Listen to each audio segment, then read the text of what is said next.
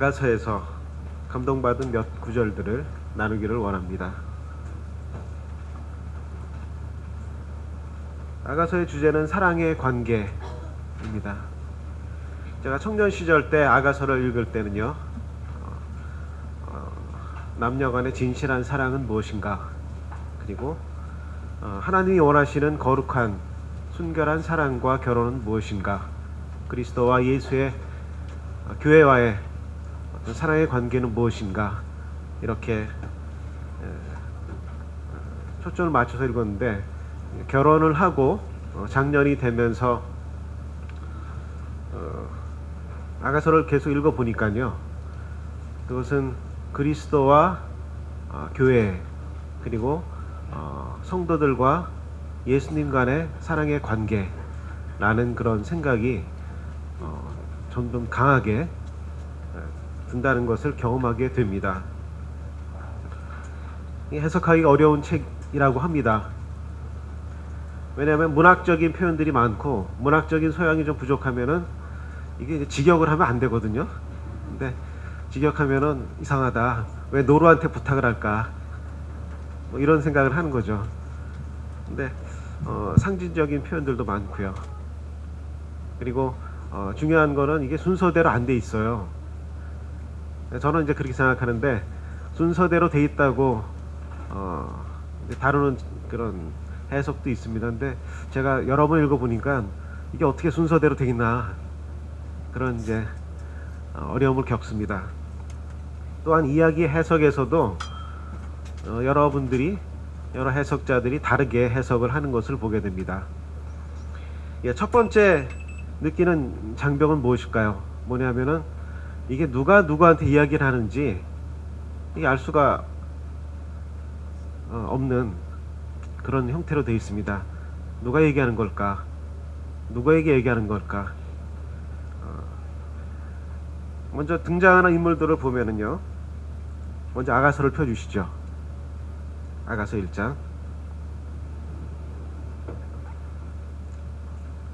솔로몬이 나오고요.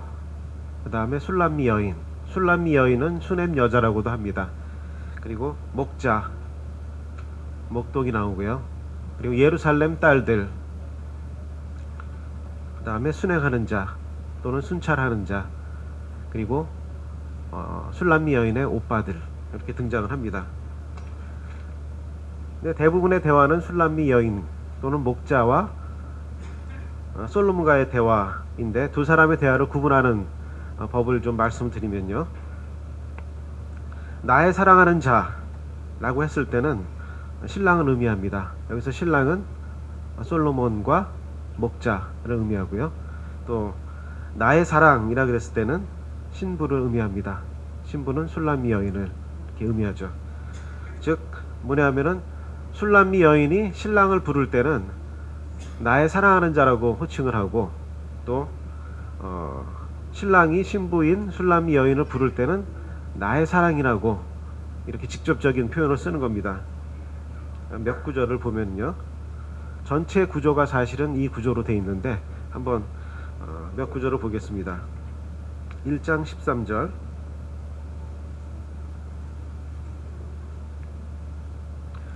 나의 사랑하는 자는 내 품속의 모략 향 주머니요. 여기서 나의 사랑하는 자는 내 품속의 모략 향 주머니요. 이건 뭐냐면 술람미 여인이 목자에게 하는 표현이겠죠. 그렇다면은 이 뜻은 이런 겁니다.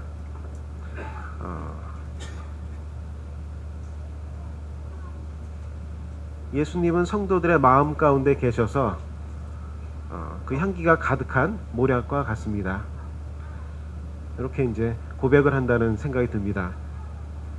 그 다음에 14절을 보시면요, 나의 사랑하는 자는 내게 엔게디 포도원의 고베라 송이로구나. 이렇게 돼 있으니까 뭘까요? 또 술람미 여인이 신랑에게 고백하는 거겠죠. 그래서 여기서 엔게디 포도원이라 그랬는데, 사무엘상에 보면은 23장 29절에 다윗이 거기서 올라가서 엔게디 요새에 머무니라 이렇게 돼 있고요. 엔게디라는 말이 나올 때는 전쟁의 요충지, 그래서 난공불락의 요새 같은 그런 곳이라는 생각이 듭니다. 이거의 해석은 뜻은 이렇게 보입니다. 예수님은 나의 가장 안전한 곳에 있는, 사수해야 할 요새에 있는데 거기에는 소중한 고베라 송이가 있습니다. 예수님은 바로 그런 분이십니다. 15절을 보면요, 이번에 이제 반대인데요. 내 사랑아 너는 어여쁘고 어여쁘다. 내 눈이 비둘기 같구나. 자, 이거는 목자가 술람미 여인에게 이제 하는 표현입니다. 저는 예수님과 교회에 대한 그런 표현이라고 말씀드렸죠. 그래서 예수님께서 교회는 참사랑의 대상인데, 이 혼탁한 이 세상 가운데서 가장 순결한 눈을 가진, 순수한 마음을 가진 그런 것으로 해석이 됩니다. 2장 1절을 보시면요, 나는 샤론에 수선하여 골짜기에 백합화 로다. 자, 여기서는 누가 하는 말일까요? 여기서는 이제 16절부터 문맥상으로 보시면 됩니다. 16절에 보면은 나의 사랑하는 자야, 이렇게 돼 있죠. 여기서 이어지는 구절인데, 나의 사랑하는 자야 너는 어여쁘고 어여쁘다. 그러니까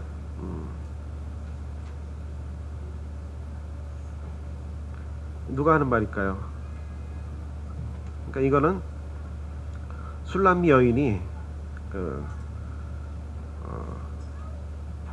목자에게 하는 말인데, 여기서 나는 그랬으니까 술람미 여인 자신을 얘기하는 거겠죠.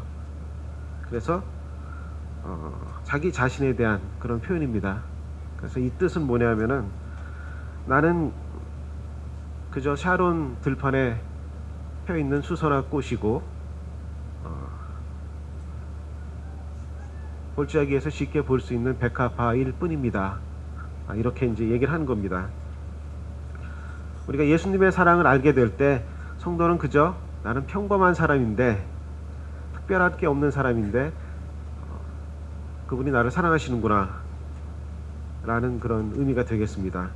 우리가 그 찬송가에 보면 샤론의 꽃 예수라고 할 때, 이거는 이제 다르게 해석을 한 겁니다.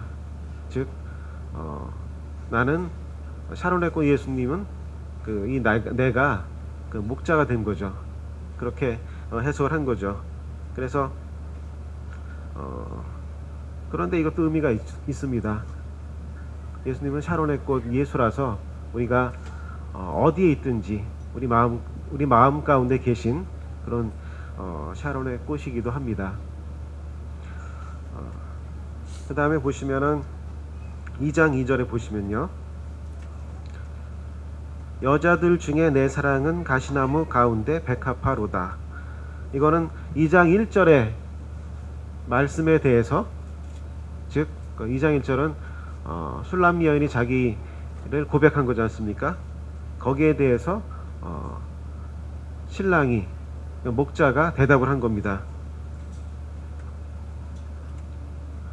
술람미 여인이 자기 자신은 그저 샤론에 수선하고 골짜기의 백합화에 불과하다 라고 고백을 하니까, 목자가 그렇지 않다, 당신은 가시나무 엉겅퀴 중에 있는 아주 고귀한 백합화다라고 이제 칭송을 하는 겁니다.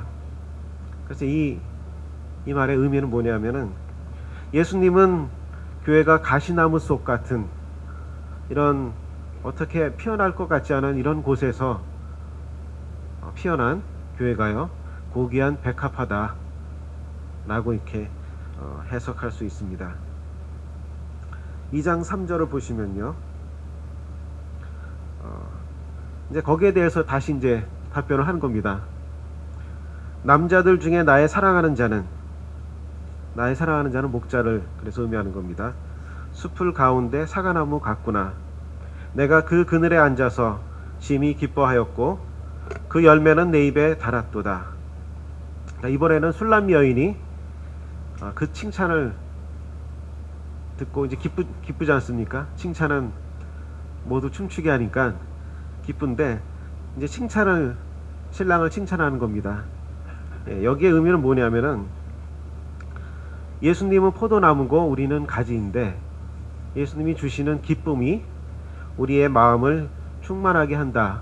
우리의 기쁨을 충만하게 한다는 그런 의미입니다.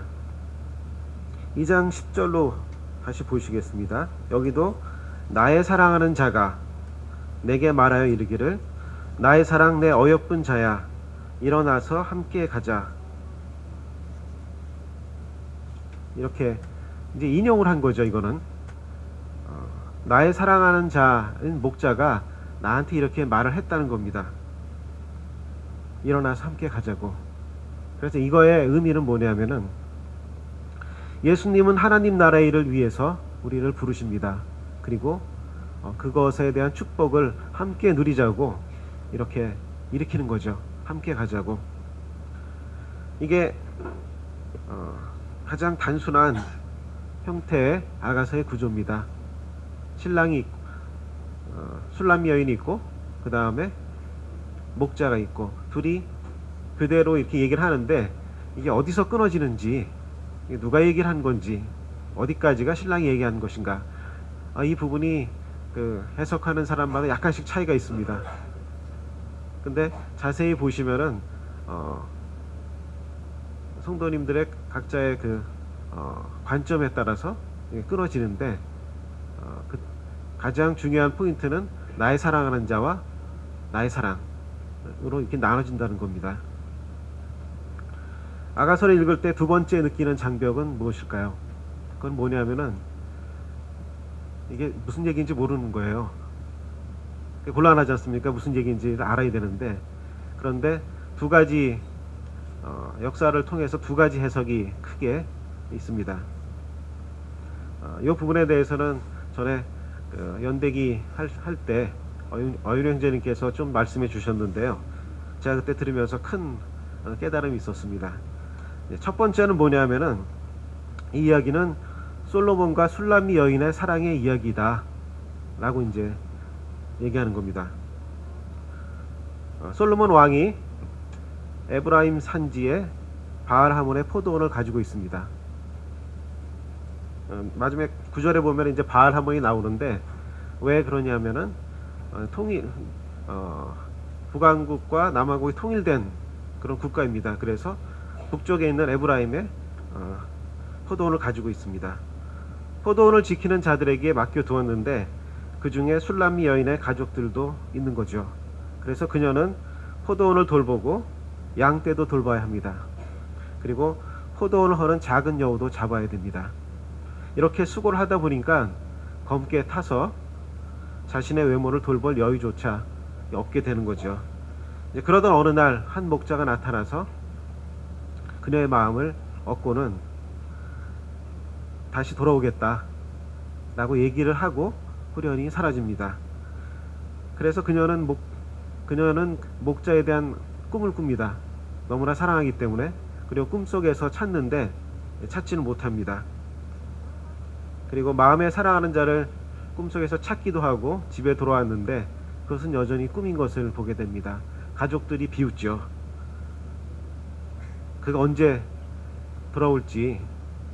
그런데 이 술람미 여인은 그가 반드시 돌아올 것이다 라고 믿고 끝까지 기다립니다. 근데 어느 날 왕의 행차가 그곳을 지나가는데 근데 그 행차가 바로 술람미 여인을 데리러 온 바로 목자라는 것을 발견하게 됩니다. 이게 첫 번째 스토리인데요. 3장 7절에 보면 이렇게 되어 있죠. 모략과 유향과 상인의 여러가지 향품으로 향내 풍기며 연기 기둥처럼 거친 들에서 오는 자가 누구인가 볼지어다 솔로몬의 가마라. 이것은 상징인데요.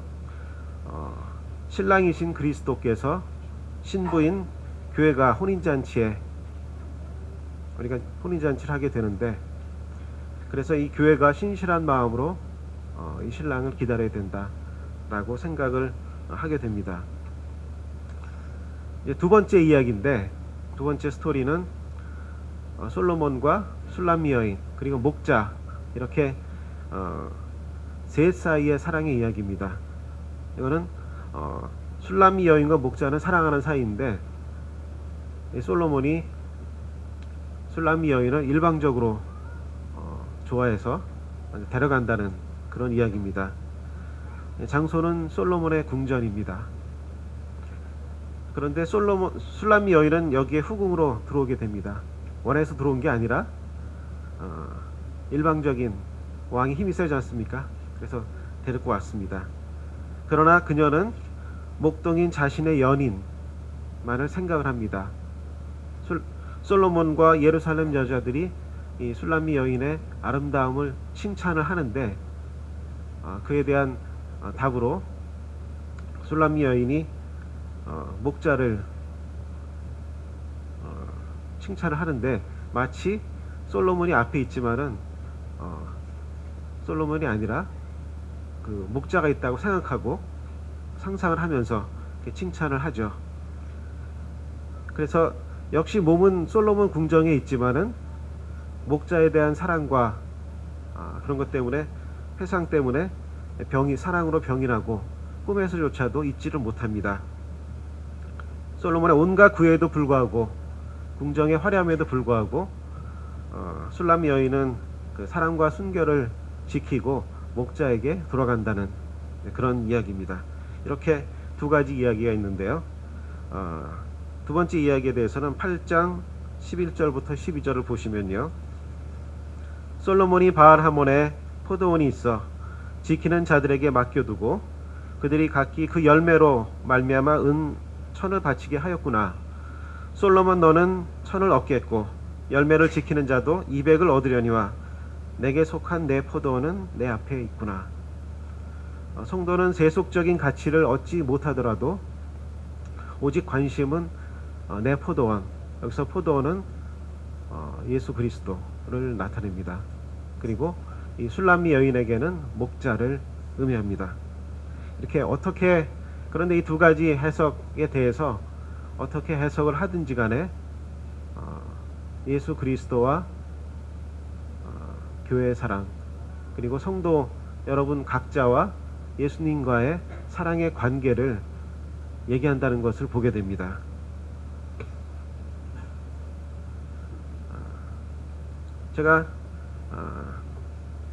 저는 이제 궁금한 게 제가 얼마나 우리 주 안에서 잘 사는지 그리고 내가 얼마나 행복한지 그것이 궁금한 게 아니라 내가 얼마나 예수님을 사랑하는지 그게 사실은 궁금합니다.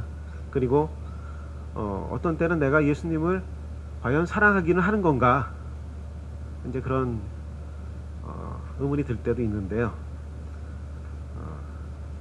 여러분은 어떠신가요? 나의 하는 봉사와 사역이 예수님을 사랑함으로 인해서 하는 것인가? 아니면은 다른 것에 더 관심이 있어서 하는 것인가? 뭐 이런 거죠. 아가서에서 배우는 사랑은 어떤 사랑일까요? 그것은 일방적인 사랑이 아닙니다. 일방적인 사랑은 짝사랑인데 그런 게 아니라 쌍방간에 서로 사랑의 관계를 의미합니다. 그래서 그리스도가 교회를 사랑하는 것 같이 또 성도가 예수님을 사랑하는 것 같이 그렇게 사랑하는 것을 의미하는 겁니다. 베드로가 내가 다 굴기 전에 3번 나를 부인하리라 이렇게 얘기를 했는데 베드로가 성전 뜰 아닌가요? 바뀐가요? 그래서 3번째 부인할 때는 저주하면서 부인을 했습니다. 그때 예수님이 쳐다보셨죠.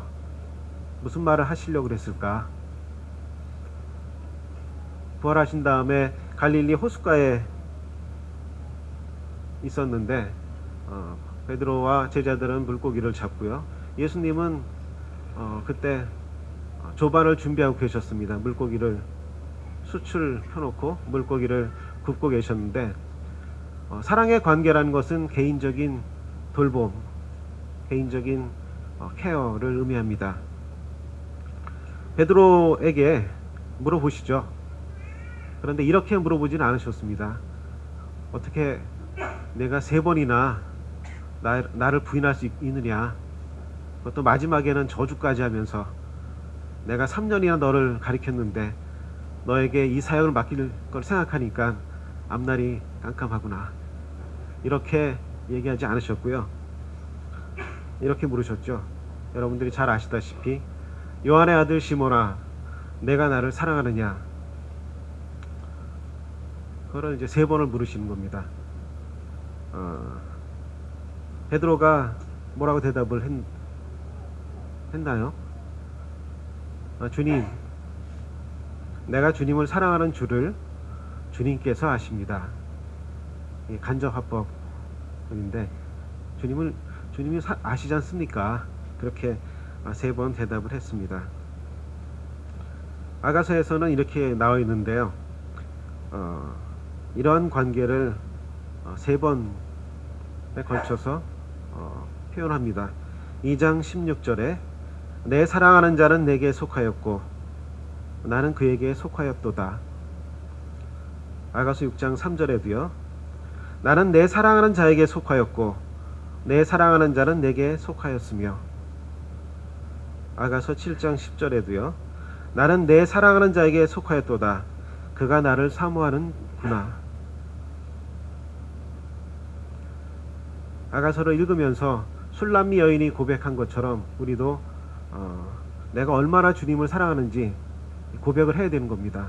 만약 우리가 그렇게 할 때 예수님은 당신이 우리를 얼마나 사랑하는지 더 알게 해주신다는 겁니다.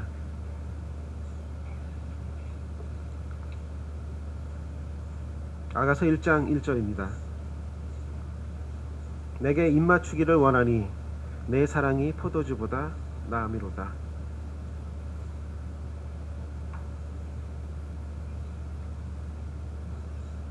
이거는 술람미 여인이 목자에게 하는 그런 표현입니다.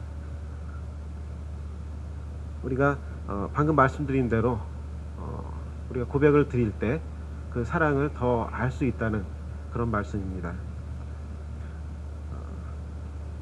몇 구절만 제가 좀 살펴보도록 하겠습니다. 1장 5절부터 읽어드리겠습니다. 아가서 1장 5절. 예루살렘 딸들아, 내가 비록 검으나 아름다우니 계달의 장막 같을지라도 솔로몬의 휘장과도 같구나.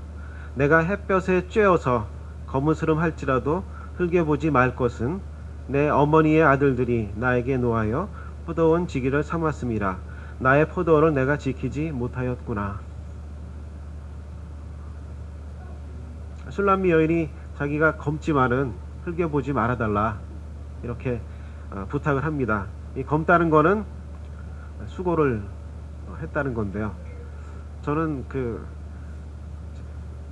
제 피부도 조금 검지 않습니까? 근데 조금 떼약볕을 1분만 걸으면 다 타는 거예요. 그냥 저는 수고를 안 했는데 태생적인 거니까 그렇습니다.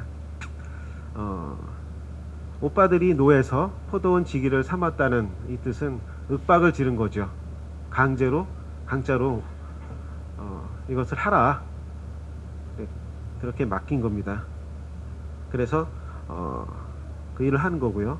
포도원, 나의 포도원이라는 것은 술람미 여인 그 자신을 의미하는 겁니다. 그래서 자기 자신을 가꾸지 못하는 겁니다. 왕궁의 예루살렘 여인들은 자기 자신을 잘 가꾸어서 얼굴이 희고 예쁩니다. 그런데 술람미 여인은 햇빛에 쬐었기 때문에 거무스름한 그런 모습이죠. 이것을 신앙적인 면에서는 성도가 예수를 위해서 수고를 하는데 그렇게 했을 때 이제 수고한 흔적이 남게 됩니다. 고생하시는 분들이 많은데 저분은 왜 이렇게 고생을 하는 걸까? 무슨 이득이 있을까? 이렇게 봉사를 하고 사역을 하는 게 어떤 의미가 있는 것인가? 이렇게 이제 생각을 많이 하죠. 어떤 때는 알아주는 사람도 없는데 이렇게 고생을 합니다. 그러나 이 수고가 이런 검은 흔적과 상처가 아름다운 것이라고 이렇게 말씀을 하고 계신 겁니다. 내가 주님의 일을 할 때 주변에서 심지어는 어떤 비방이 있을 때도 있죠. 뭐 그럴 수 있는 겁니다. 그렇지만은 그러한 과정을 겪을 때 그것은 곧 검게 타는 그런 고통이라고 말할 수 있는데요. 이때 이제 필요한 것이 인내가 필요합니다. 인내를 하는 과정을 통해서 검으나 아름다우니 라고 말씀하시는 겁니다. 2장 11절 말씀을 보시겠습니다.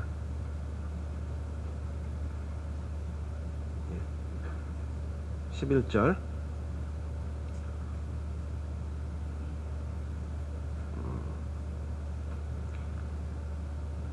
2장 11절부터 15절까지 같이 한번 읽어보겠습니다.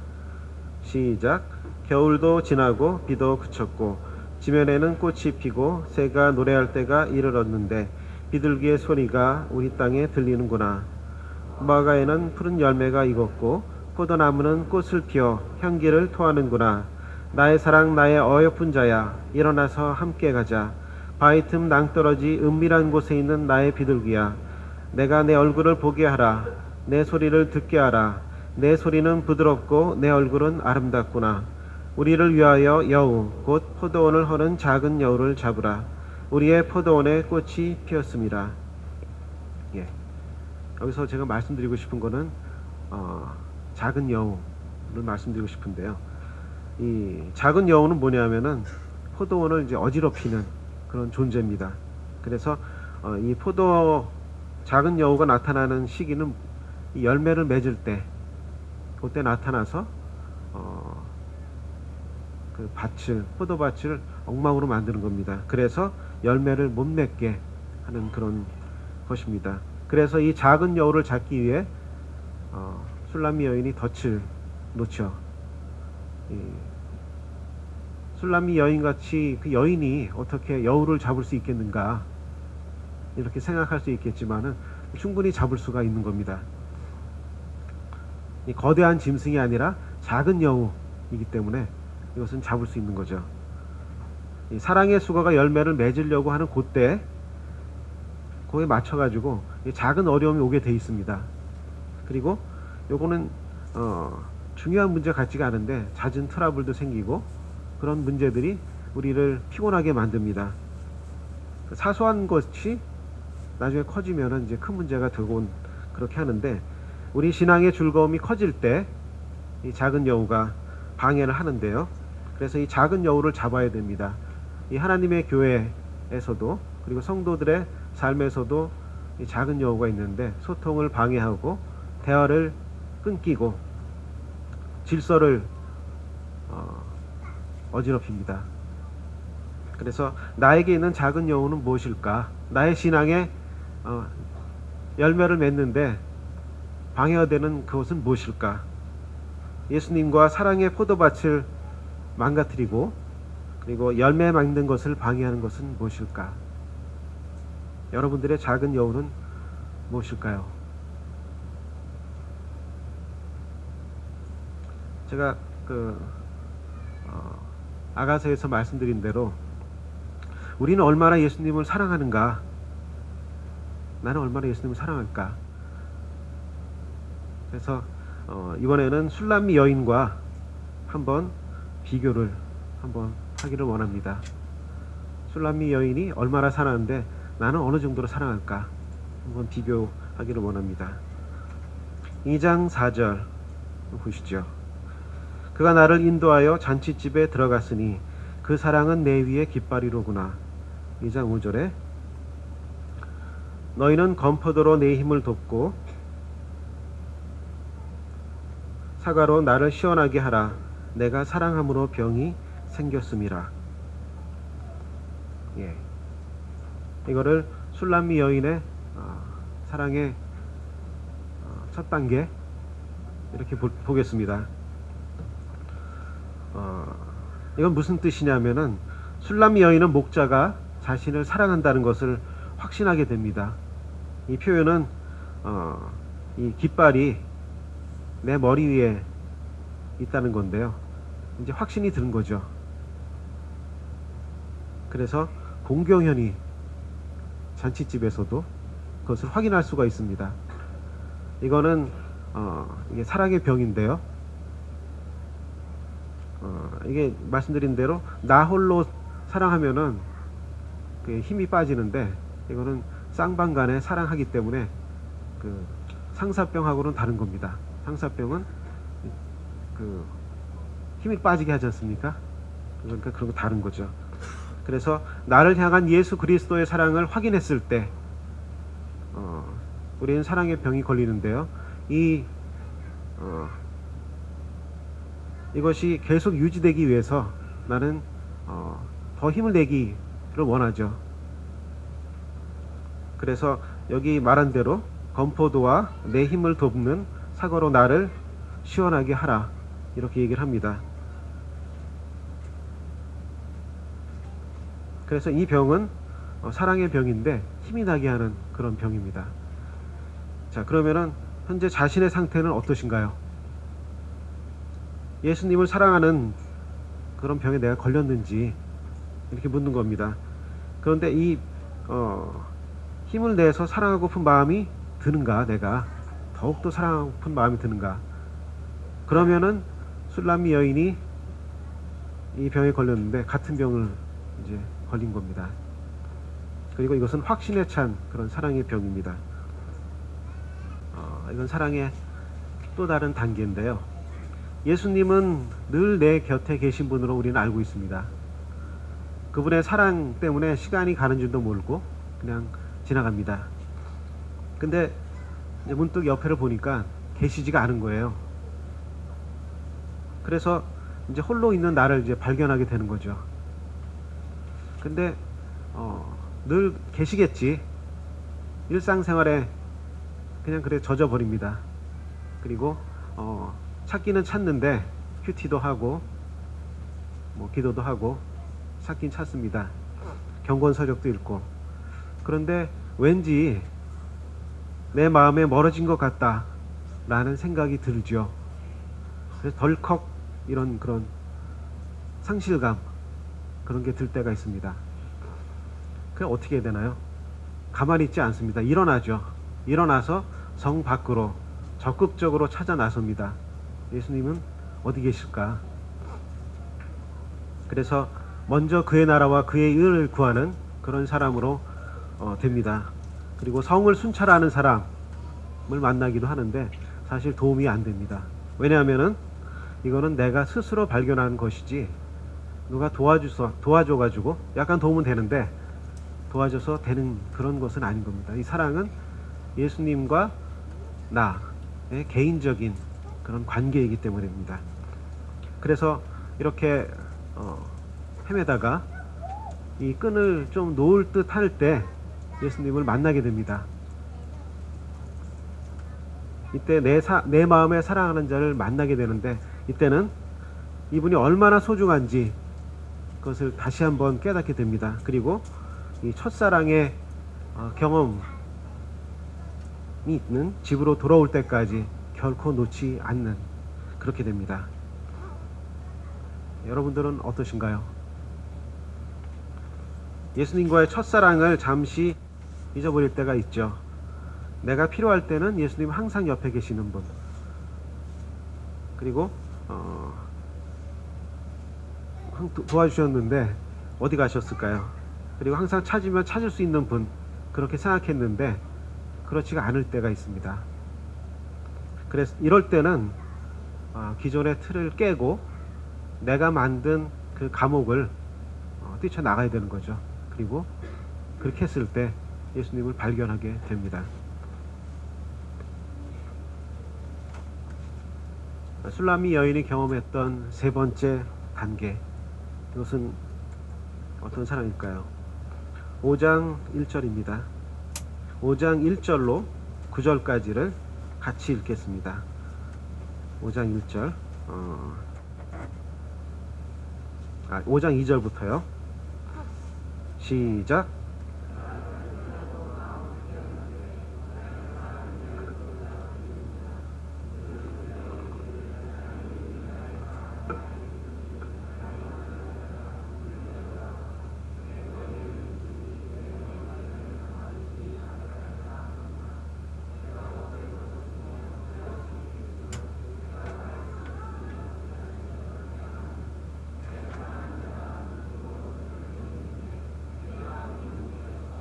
일어나 내 사랑하는 자를 위하여 문을 열 때 모략이 내 손에서 모략의 즙이 내 손가락에서 문빗장에 떨어지는구나.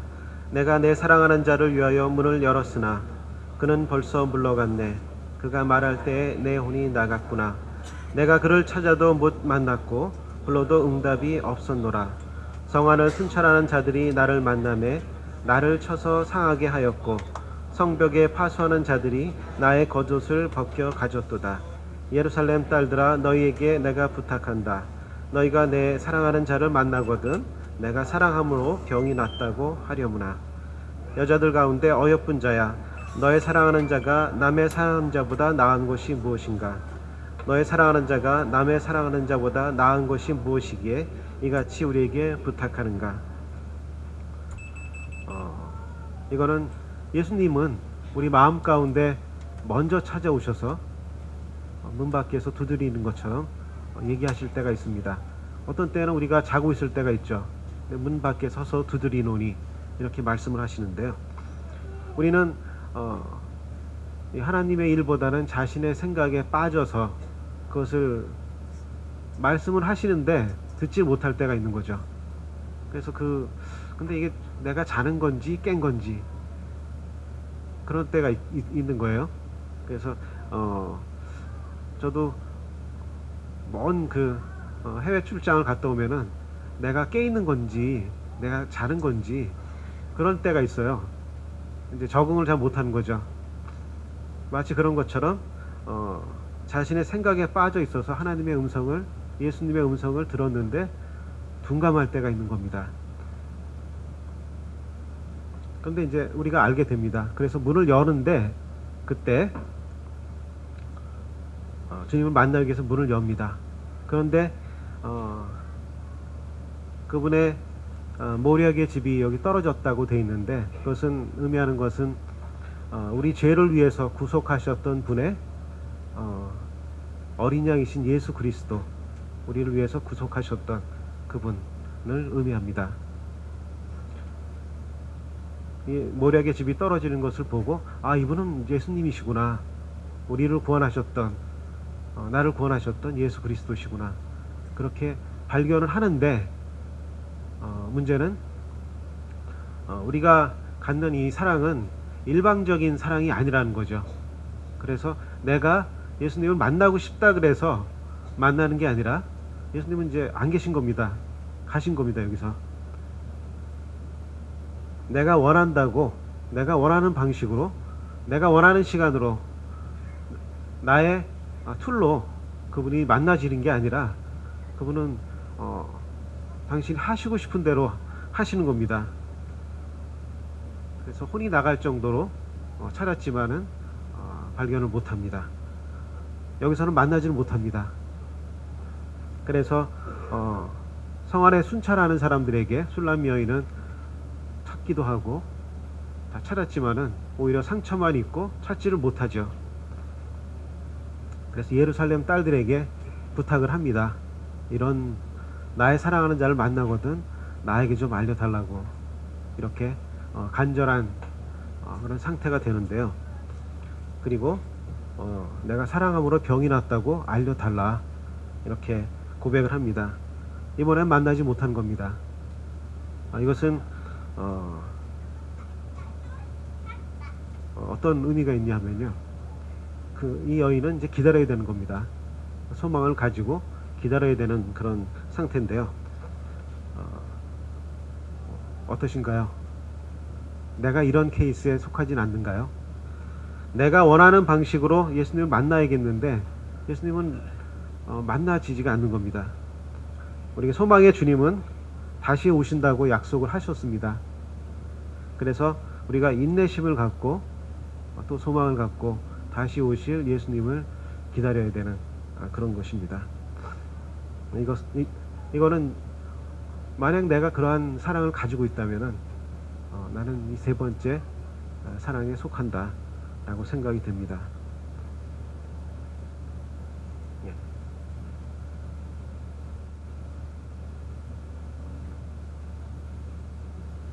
예. 제가 아가서에서 읽으면서 전에도 한번 간증을 드렸는데요. 예수님을 사랑하는 술람미 여인에 대한 묘사인데, 이것이 성도들에 대한 그런 묘사다라고 저는 생각을 했어요. 그래서 그 구절만 읽어드리고 말씀을 정리하도록 하겠습니다. 6장 4절. 내 사랑아, 너는 디르사같이 어여쁘고 예루살렘같이 곱고 깃발을 세운 군대같이 당당하구나. 그래서 디르사는 휴양지를 의미합니다. 아름다운 휴양지가 있나 보죠. 그리고 6장 10절에 아침 빛같이 뚜렷하고 달같이 아름답고 해같이 맑고 깃발을 세운 군대같이 당당한 여자가 누구인가. 이 여자가 바로 술람미 여인을 의미하는 건데, 이 술람미 여인이 이런 사랑의 시련을 겪으면서 그것을 극복을 합니다. 통과를 하면서 이 여인을 보니까 참 너무나 아름답고 그 시골에 포도원을 지키는 그런 시골 여인인데, 그 여인의 그 아름다움이 아침빛같이 분명하고 또 달같이 아름답고 정결하고 순결하고 또 당당한 모습을 보게 되는데요. 우리 성도들이 이 중에 한 가지는 분명히 가지고 있다고 생각이 듭니다. 나는 어떤 모습을 가지고 있을까? 이렇게 한번 어떤 모습을 닮아야 될까? 이렇게 생각을 하시기 바랍니다. 예수 그리스도를 사랑할 때 이 자체가 닮아지는 게 아니라 예수 그리스도를 사랑할 때 이렇게 되는 거죠. 저는 오늘 아가서의 말씀을 통해서 예수 그리스도와 교회의 사랑의 관계, 그리고 성도와 예수 그리스도의 사랑의 관계를 좀 말씀드렸습니다. 나는 얼마나 예수님을 사랑하는 걸까?